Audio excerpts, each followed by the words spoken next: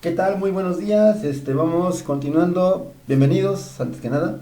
Bienvenidos una vez más a esta sesión donde vamos a continuar con el tema que veíamos la semana pasada, que era hablar un poco acerca de cómo poder mejorar, cómo crear un ambiente positivo, o sea, cómo hacerle para justamente generar un ambiente que favorezca el aprendizaje. Bueno, independientemente del tipo de educación que tenga el niño o el adolescente o el joven, podemos hablar de que pasa una buena cantidad de su día a diario en la escuela. De repente, por eso decían algunos, dependiendo del asunto, en algunos casos puede ser que sean de 8 de la mañana a 1 de la tarde, que es el horario de una escuela primaria federal. En otros casos puede ser de las 8 de la mañana o 7:30 a lo que es 2, 3 de la tarde, que sería un horario extendido en cuanto a lo que es por ejemplo, escuelas incorporadas o las que llaman de paga. Puede ser también que incluso el niño pase todo el día prácticamente en la escuela. Ahí hablamos de escuelas de tiempo completo. Bueno, independientemente de cuál sea el modelo que tiene el plantel educativo, esta tarea de justamente crear o favorecer un ambiente de aprendizaje adecuado, pues tiene que ver con una labor fundamental del docente.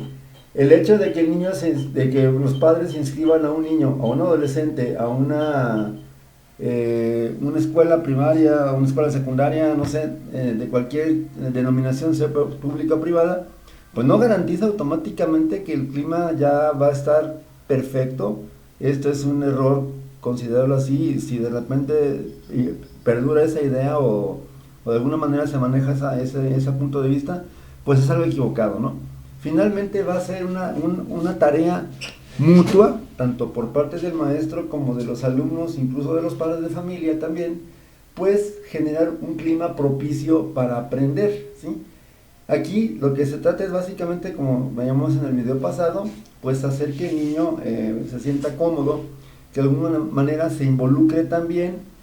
Ciertamente el docente pues tiene ya algún tipo de experiencia en lo que es el manejo del aula de clases, que quedamos que es una condición pues importantísima para lograr esta parte de crear un ambiente positivo y favorable. Bien, justamente la función que tendría esta generación o creación de un ambiente de aprendizaje significativo, pues básicamente va a ser ayudar a que el niño ciertamente adquiera los conocimientos teóricos, conceptuales del plan de estudios. Eso es algo innegable. Digo, finalmente para eso va a la escuela, pero también que logre, de alguna manera, pudiéramos considerarlo como currículum oculto, justamente esta parte de el control de sí mismo, es decir, el autocontrol.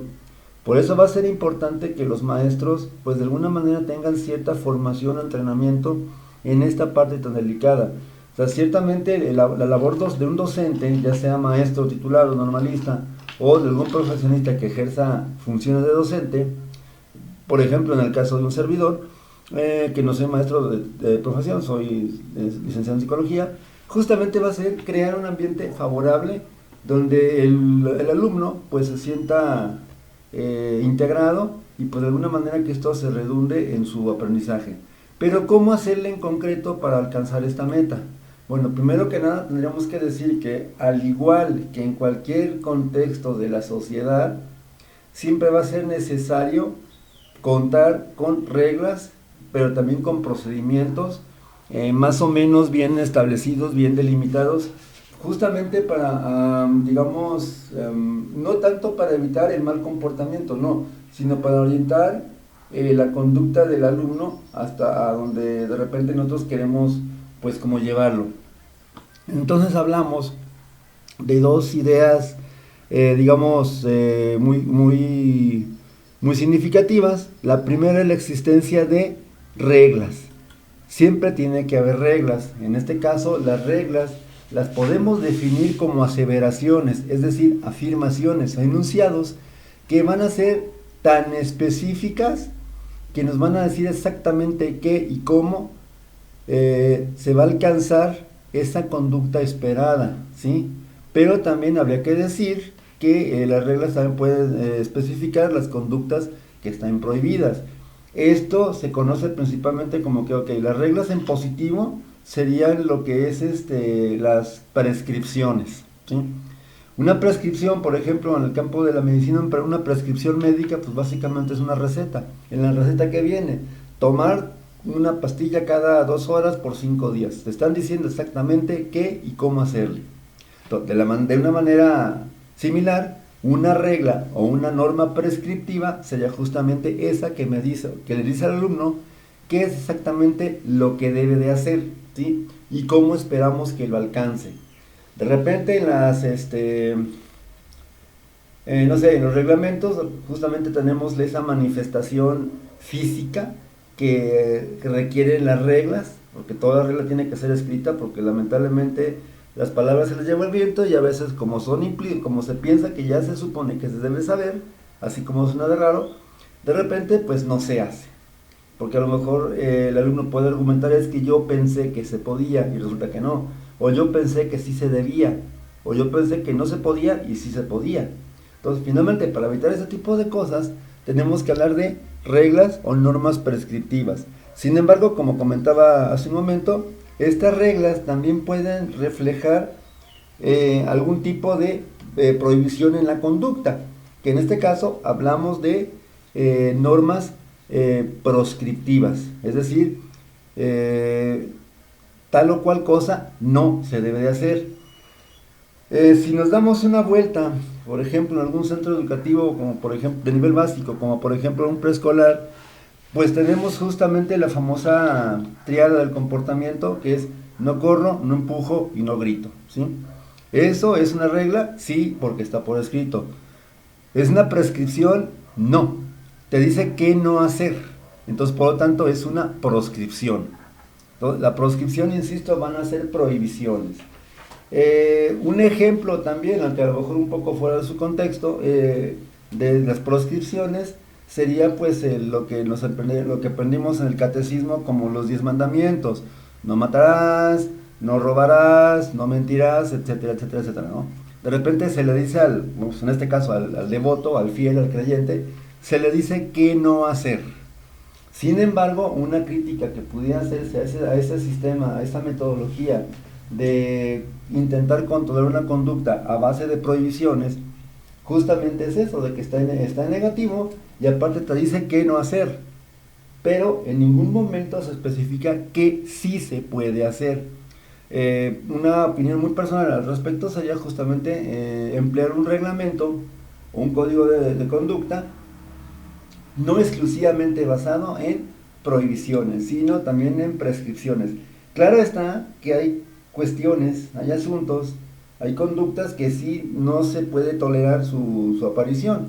Entonces, ahí hablamos de que justamente en esas conductas pues sí va a ser necesario emitir una proscripción, pero en medida de lo posible pues se intentaría emplear reglas en positivo y no en negativo. Esto en cuanto a las reglas. Ahora, si lamentablemente pensamos que las reglas, bueno, se hicieron para romperse, bueno, número 1, estamos en error. Número 2, pues estaríamos generalizando. Y número 3, pues a lo mejor esta parte haría que el niño o el alumno, pues en pocas palabras, perdiera como esa brújula, digamos, ese elemento tan importante dentro de un salón de clases para lograr un aprendizaje significativo. De repente, bastaría como ponernos a reflexionar un poco. A lo mejor durante nuestra primaria, secundaria, prepa o licenciatura, pues tuvimos maestros de cualquier tipo de estilo, color y sabor, ¿no? Había maestros que a lo mejor eran altamente permisivos. Había otros que a lo mejor eran altamente prohibitivos. De repente, pues hasta tenías que pedir permiso para respirar. Digo, es una exageración, pero así ese grado se puede llegar.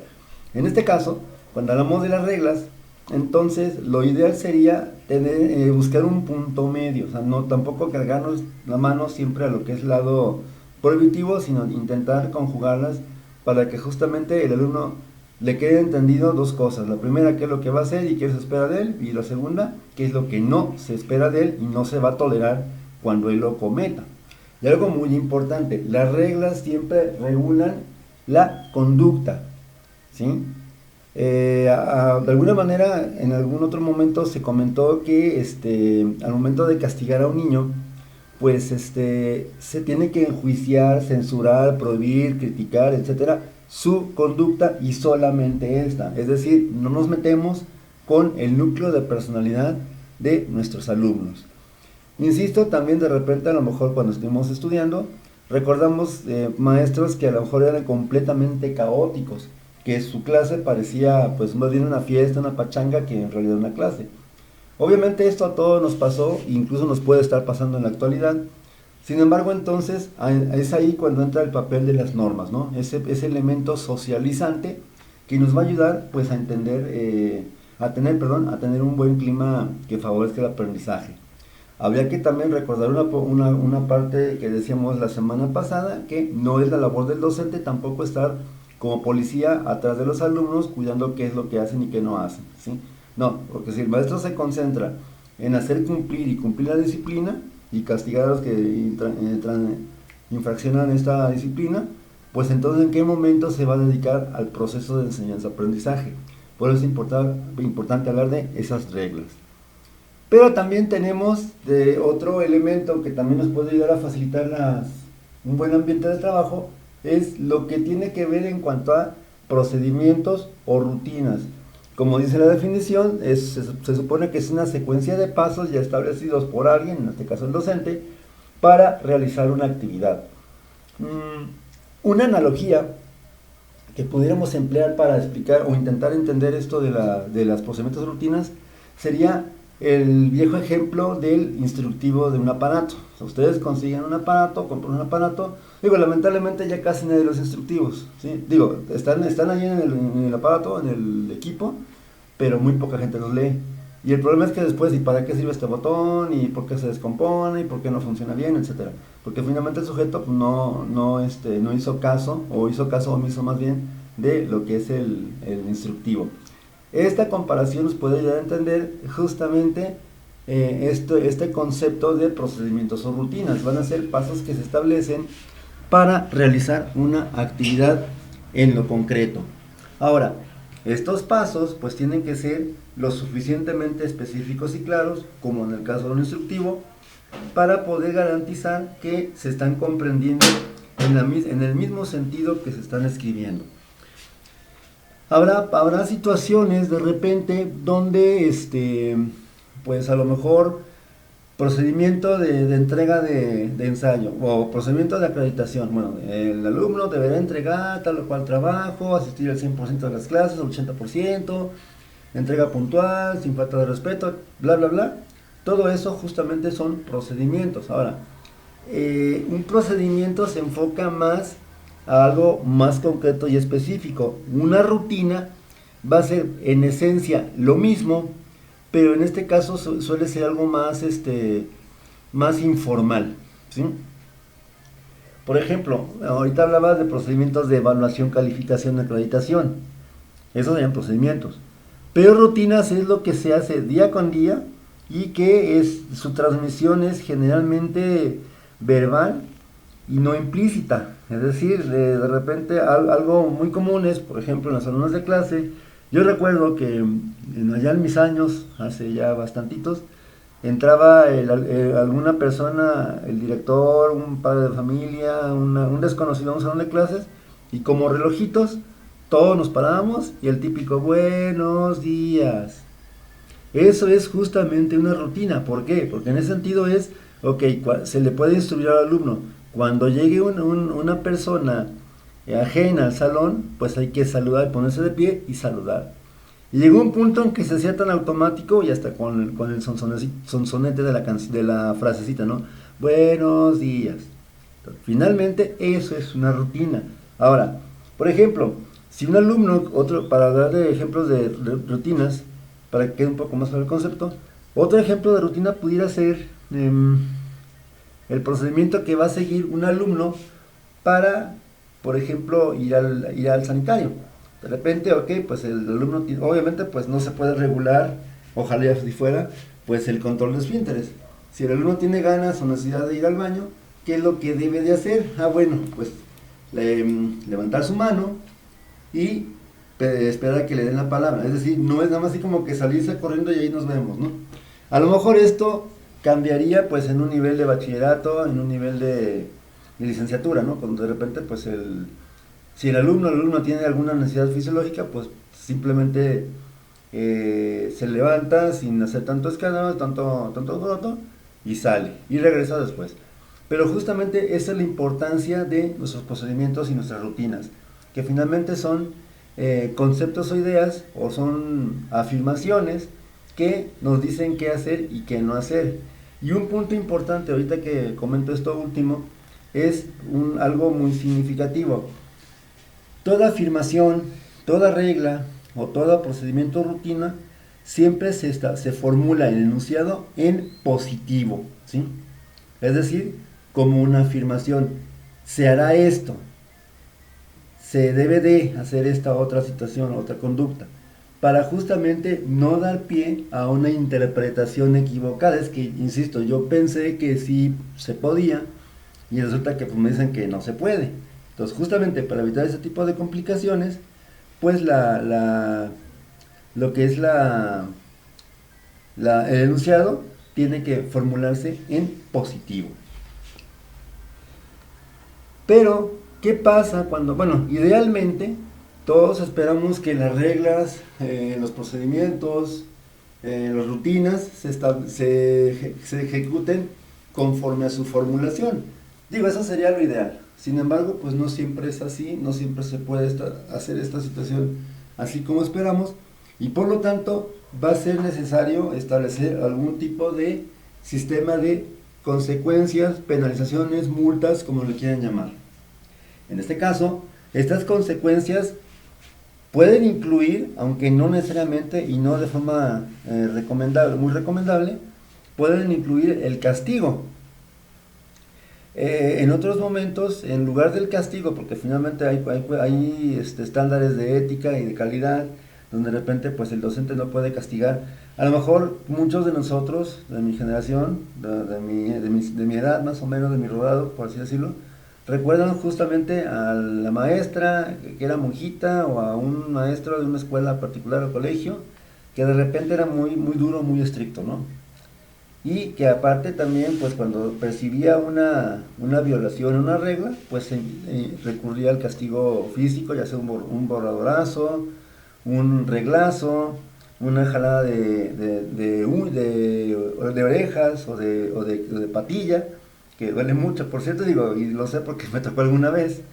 Entonces, finalmente, en lugar de a lo mejor optar por este tipo de consecuencias, pues podemos hacer, como dice la información, pues pedir al estudiante, ok, ¿sabes qué? Lo vas a tener que repetir, ¿sí? Pero no es nada más, no, está mal, repítelo. Porque finalmente no, aunque estoy pidiendo que haya ¿cómo se llama? Una retribución, pero no estoy diciendo por qué. Es muy diferente, tienes que repetirlo a me gustaría que lo repitieras porque le falta esto, y esto, tenía que ser así, así asado, etcétera, ¿sí? Entonces, por lo tanto, sería conveniente, insisto, en lugar de repetir el castigo, pues, por ejemplo, pedir que el alumno repita el trabajo.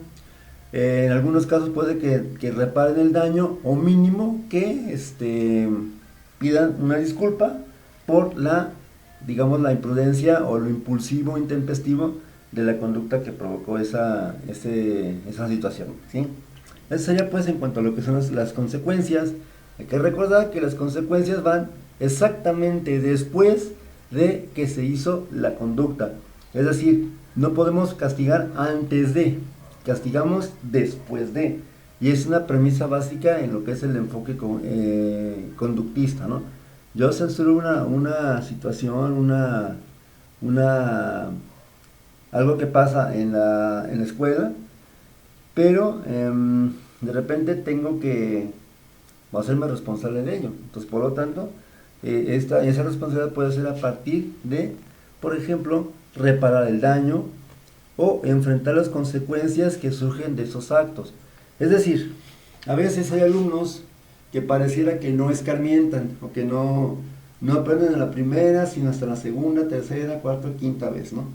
Entonces, finalmente, habría que ser responsables a los alumnos de que todo comportamiento que ellas tengo dentro del aula de clases, finalmente va a ser censurado, va a ser castigado y va a ser de alguna manera no tolerado por la gravedad de la situación, ¿sí? Eso debe quedar muy plenamente consciente en todos nosotros, porque es una regla de conducta básica dentro del salón de clases, ¿sí? Hablamos también, bueno, ahorita comentamos acerca del castigo físico, que insisto es el menos recomendable, pero el autor, Anita Woolfolk, nos habla de que algunas categorías de sanciones para los estudiantes. Estas categorías son como niveles, digamos, de castigo, ¿no?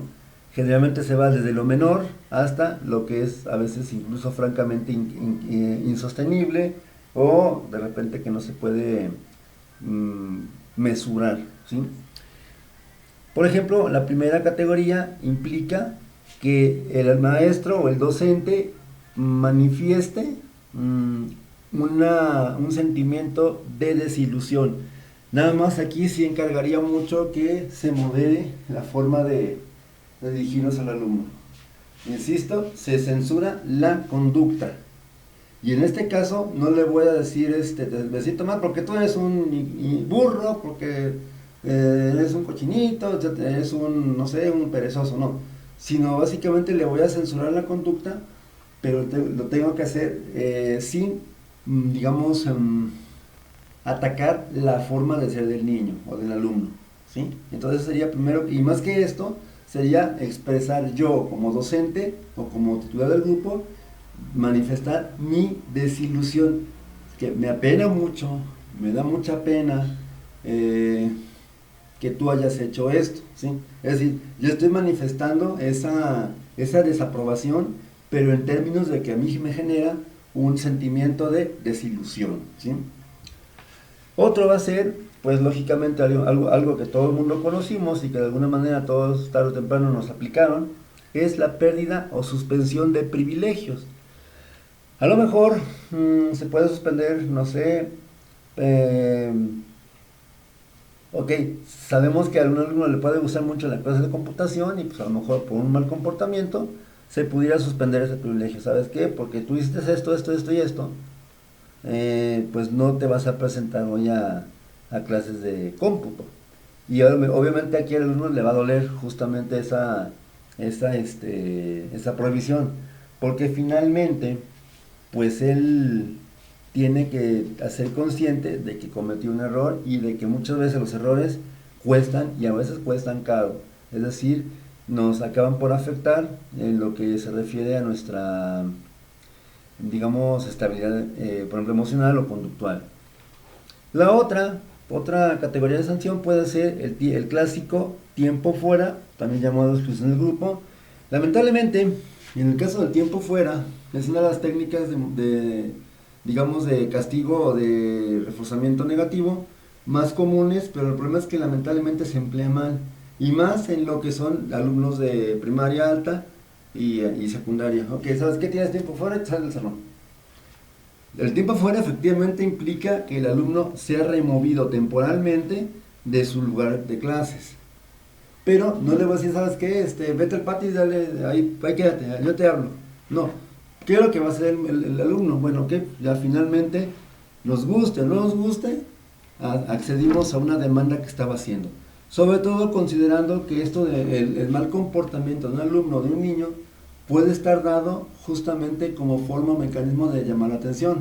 Entonces finalmente con esa situación de que lo saqué al patio sin ningún tipo de supervisión de actividad, pues de repente okay, me sacaron por inquieto, por latoso, y pues lo aprovecho como descanso, como tiempo libre. No, eso no es el tiempo fuera. El tiempo fuera es, aparte de marcar la duración, es mandarlo a un lugar que no es el propio para que se incorpore temporalmente en la dinámica actividad que esté presente al momento de que es digamos, sancionado, censurado. Esa es la realidad del tiempo fuera, ¿sí? Otra pues va a ser pedirle al alumno, sobre todo en alumnos mayores, primaria alta o de ahí para adelante, de repente es la cuestión de hacer reflexiones escritas sobre el problema.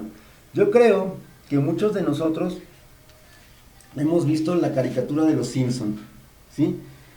Casi siempre como un elemento recurrente en la cortinilla de presentación del programa, vemos a Homero haciendo planas en el pizarrón. Bueno, esto de las reflexiones escritas sobre el problema no es poner a hacer al alumno planas y planas y planas de no debo jalarle el cabello a mis compañeras, porque finalmente no tiene ningún tipo de beneficio para la persona, para el alumno. Lo único que estoy haciendo es justamente obligándolo a que repita algo o que copie una idea. Pero si tras de esa idea no viene así como una contextualización, una explicación del por qué, pues en realidad entonces no me sirve para nada el hacer planas. Y tal vez muchos de nosotros, hablando pues de los compañeros de mi generación de edad, o de mi grupo de edad, pues lamentablemente muchos crecimos así, con esa dinámica, ¿sí? Entonces la intención de esto de las reflexiones personales es justamente que el alumno reflexione acerca de lo que hizo, en dónde estuvo mal, ¿sí? ¿Qué consecuencias tuvo o qué consecuencias más graves pudiera haber tenido? Esas es en realidad las reflexiones acerca del problema o de la conducta negativa que implementó. Otras pues van a ser, por ejemplo, mandarlo o llevarlo a que visite la oficina del directivo. Ojo, se debe manejar de manera eficiente diciendo es una visita a la oficina del director. Que haga el director ahí, bueno, ya no está el control del maestro. Se supone que el director pues es un docente que generalmente tiene más experiencia, más conocimiento, no nada más habilidad administrativa, sino que de repente pues a lo mejor el director puede ser que recurra justamente a lo mejor a las planas, a las reflexiones por escrita, justamente para hacer que el alumno pues entienda por qué la conducta que implementó no es la más deseada ni tampoco es aceptada o tolerada, ¿sí? Estas serían las reflexiones escritas, perdón, ver las oficinas del director. Otra muy común en Estados Unidos es la detención. Por ahí decía el texto, que obviamente es una autora norteamericana, decía el texto que los de bachillerato pues a veces es quedarse en horarios fuera del horario de clases 1 o 2 horas, castigado, detenido. Cuando se supone que el toque todo el mundo sale, los alumnos que tienen algún tipo de problema conductual los dejan en el salón o en la escuela haciendo algo, ¿sí? Incluso, bueno, a veces pongo ejemplos de películas donde veo las situaciones. En una película de superhéroes, creo que fue la de Spider-Man, el Hombre Araña, mandan a Peter, a Spider-Man, lo mandan a detención. Y pues ahí encuentra pues a su novia, ¿no? Y de repente pues se trataba de hacer así como nada más llenar planas o tener algún tipo de curso, ver un video, hacer una reflexión, tener algún tipo de plática, etcétera, ¿sí? Porque eso también hay que decirlo. Si yo voy a detener al alumno o le voy a pedir que se quede fuera del horario de clases cierto tiempo, no es para que esté nomás jugando fútbol o viendo el celular o esté sin hacer nada, sino para que realmente haga algo que le pueda servir a él, ¿sí? Y otro nivel de categoría de sanciones va a ser el establecer contactos con los padres, ¿sí? Esto sería como a lo mejor el culmen de un proceso de disciplina progresiva, donde generalmente pues primero se intenta controlar en el grupo. Si no se puede controlar en el grupo, pues a lo mejor se intenta controlar el maestro con compañía de otros docentes. Si tampoco ellos pueden, sería pasarle la bolita a dirección, y si de plano tampoco dirección fue capaz de hacerlo, pues ahí entonces sería mandar llamada a los padres.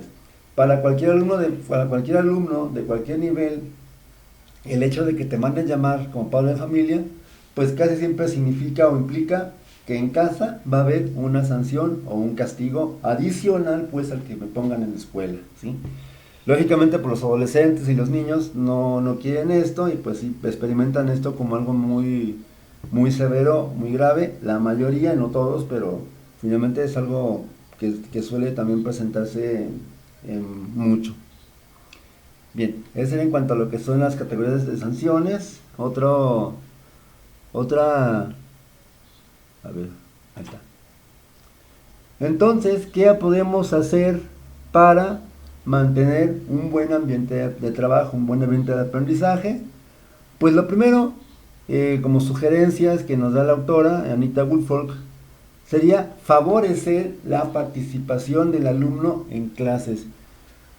Posiblemente nos pasó a muchos de nosotros que había materias donde de repente el maestro se pasaba las 2 horas, hora y media, o el tiempo que se necesite, hablando, perdón por la expresión, como perico, y de repente los alumnos pues no interactuaban. Había maestros que lamentablemente por su tono de voz, por su volumen, más el calorcito del mediodía, etcétera, etcétera, pues básicamente era mandarlos a dormir a los alumnos. Entonces finalmente en este caso tenemos que hablar que para poder garantizar un buen ambiente de trabajo, pues es necesario que fomentar la participación de todos y cada uno de los alumnos que tenemos en la clase. ¿Cómo poder hacer esto? Bueno, favorecer la participación implica 3 tareas. La primera es especificar con claridad cómo quiero el trabajo. Muchas veces, y posiblemente nos tocó como universitarios, el maestro que saben que iban a hacer un ensayo de tal página y chalá. Y ya. Pero puede ser, y de hecho se presenta muchas veces, más de lo que yo quisiera, que de repente el alumno no sabe cómo hacer un ensayo, no sabe cómo hacer una síntesis, un resumen, etc. ¿Sí? Finalmente yo estoy para enseñar.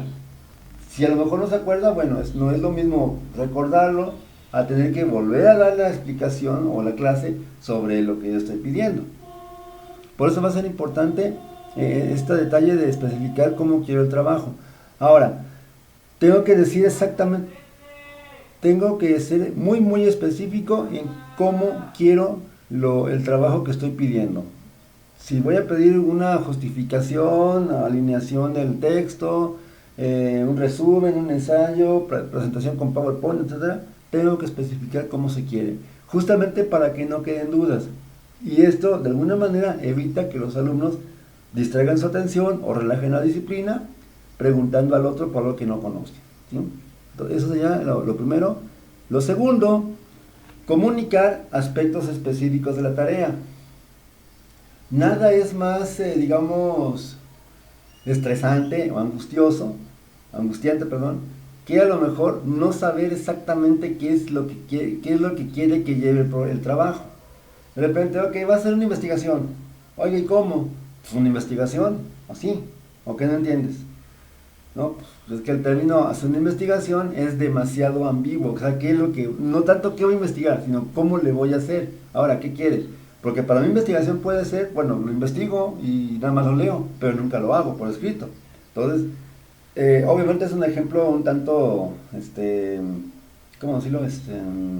Improbable, pero no por ello quiere decir que sea imposible de que pase en el aula. Entonces, finalmente, yo tengo que comunicar exactamente lo que yo quiero. 2, hay que supervisar el trabajo en grupos. Un error muy común por muchos docentes va a ser justamente que dejan la actividad y de repente si la entendiste, bueno, si llevas bien, qué bueno, si no, cuando esté mal, pues cuando es la calificación te pongo no cumplió con ciertos requisitos o no presentó tal o cual información, ¿sí? Entonces, ahí es supervisar un poco o de manera muy continua, pero a lo mejor no tanto como para concentrarse solamente en un solo alumno, supervisar cómo va manejando el grupo la actividad. Si hay necesidad de retroalimentar, pues se tendrá que hacer. Lo otro va a ser brindar retroalimentación académica frecuente. Algo que nos pasa muy comúnmente en los centros de trabajo es, sobre todo los de ventas que se manejan por comisión, es, bueno, ok, me dijeron que según mis ventas va a ser mi paga. Resulta que si me dicen que yo tengo que cubrir, no sé, 20,000 pesos semanales o quincenales de telefonía, bueno, entonces me tienen que especificar qué es exactamente lo que van a valorarme, ¿sí? Entonces, por lo tanto, tendrían también la empresa, en este ejemplo que estoy manejando, tendría la obligación de decirme cómo voy, para ver qué tanto me falta, si le aprieto más el paso, si me pongo las pilas, o si yo que ya está hecho, entonces ya puedo relajarme. Entonces, eso va a ser necesario que también hagan los docentes con los alumnos, brindar una retroalimentación suficiente y sobre todo frecuente. Un error que muchas veces se comete en los salones de clase es bueno, jugar con los juguetes, de repente perder los juguetes que son como de colección, y finalmente aquí en esto de la retroalimentación, pues sería buscar en gran medida cómo decirle al alumno que va a su trabajo, ¿sí? Cuánto le falta, qué es lo que le sobra, qué aspectos debe de mejorar. Y esa es una actividad 100% docente y es una actividad también 100% obligatoria para el maestro de grupo. Otra pauta que se sugiere también en boca del autor, pues es justamente lo de más vale prevenir que lamentar. Esto lo podemos definir, como decía en el libro, es un poco estar en todos, o esa característica de omnipresencia del maestro. Es a lo mejor el típico alumno que dice su maestro es que usted está en todo, ¿no? Está en la clase, está con los compañeros y está con lo que pasa fuera de. Y esto implica muchas veces, lo de más vale prevenir que lamentar, justamente que el supervisor lo haga de manera simultánea en lo que son las actividades y lo que sería también el avance del grupo. Actualmente los perfiles laborales de muchos profesionistas, de salud pública, salud mental, educación, pues de repente ya son un poco más generales en cuanto al manejo de ciertas competencias. Se pide que a lo mejor un docente tenga conocimientos de inglés, de computación, manejo de grupo, etc. Finalmente, en esto de la más vale prevenir que lamentar, pues tiene que ver mucho esa situación de propiciar un avance controlado. Y de repente decir, ok, ¿sabes qué? ¿Vas bien o vas mal? Pero no con esos términos tan tajantes, ok, te falta esto, a lo mejor acá le puedes quitar a esto. Es decir, que de alguna forma el alumno pues sepa exactamente cómo va avanzando, cómo va su proceso. Cosa que aparte, pues también hay que decirlo, es obligación básica del docente del grupo. Por último, sería relaciones de interés, vinculación con la escuela, es entender que justamente en la escuela, pues finalmente nos interrelacionamos con otros seres humanos y que esto también determina en gran medida qué tan cómodo o incómodo sea un ambiente de trabajo. Por ahí decía la información que en el caso del maestro, del docente, va a ser admirado aquel paciente, aquel trabajador, aquel maestro, pues en pocas palabras, que de alguna manera sea disciplinado, sea honesto, sea justo y aparte que sea congruente con la profesión. Es decir, que enseñe, que guíe, pero que no constriña o no, digamos, no apriete.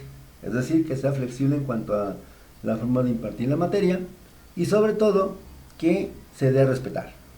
Esa sería clave para poder entender cómo nos podemos embonar a una dinámica de trabajo pues presencial, aunque insisto, en este caso por la contingencia, pues la historia de las multitareas sería un documento por parte de ¿cómo se llama esto?